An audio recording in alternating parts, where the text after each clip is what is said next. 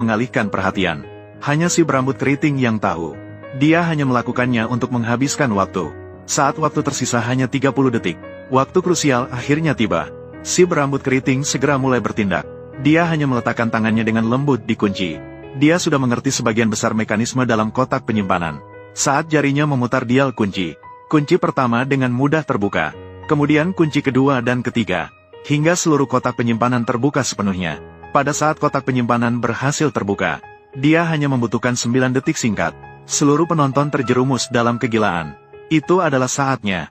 Rambut keriting di tengah kerumunan tiba-tiba melihat seorang gadis cantik.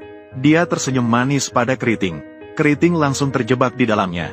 Saat itu, keriting masih tidak tahu hidupnya selanjutnya akan berubah karena ini. Gadis itu bernama Gwen. Dia mahir dalam mencuri sejak usia 6 tahun. Pada usia 17 tahun, dia ditangkap karena merampok bank. Dia dikeluarkan red notice oleh Interpol. Pada hari berikutnya, Gwen juga menemukan keriting lagi. Ternyata dia telah diam-diam mengawasi keriting untuk waktu yang lama. Dan pertandingan semalam adalah undangan dari gadis itu. Kemudian Gwen dengan tenang mengeluarkan cincin. Kemudian diikuti dengan jam tangan emas. Bahkan pada akhirnya ada sebuah pistol. Semua barang ini dia ambil dari 3 pelanggan setelah masuk ke kafe. Masing-masing diambil dari 3 pelanggan. Setelah mengungkapkan identitas pencuri andalannya, gadis itu kemudian mulai mengajak keriting bergabung. Dia melihat bahwa Curly sedikit penakut. Gwen pada saat itu mengungkapkan kepada Curly, target berikut mereka adalah brankas legendaris Locking. Mendengar berita ini, Curly segera sangat gembira. Dapat membuka brankas Locking merupakan target utama semua ahli pembuka kunci. Curly segera setuju dengan undangan tersebut. Dengan cepat ia pergi ke alamat yang diberikan oleh gadis itu. Tiba di markas sementara mereka. Saat itu, rekan tim lainnya juga muncul satu persatu. Big Wave adalah peretas ulung yang bertanggung jawab atas logistik. Big Beard memiliki keterampilan mengemudi paling terampil.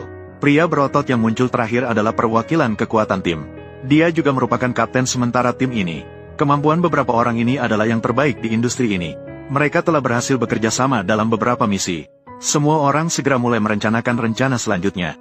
Target berikut mereka berada di sebuah bank kecil di Paris. Di sini digunakan emas Rain dalam brankas legendaris tersebut. Pertama-tama, gelombang besar akan meretas sistem keamanan bank. Menonaktifkan semua kamera pengawas. Kemudian, si berambut keriting masuk ke bank pertama. Tugasnya adalah menyamar sebagai pejalan kaki biasa. Datang ke bank untuk menggunakan toilet. Kemudian, yang kedua masuk adalah Gwen. Saat dia masuk ke bank, dia juga perlu mengambil kunci keamanan saat kesempatan muncul. Selanjutnya, dia akan pergi ke brankas untuk menyimpan barang. Saat itu, staf akan berjaga di pintu. Akhirnya, gelombang besar akan masuk ke bank. Dia akan berpura-pura menjadi wanita kaya asing untuk urusan bisnis. Dan satu-satunya orang di bank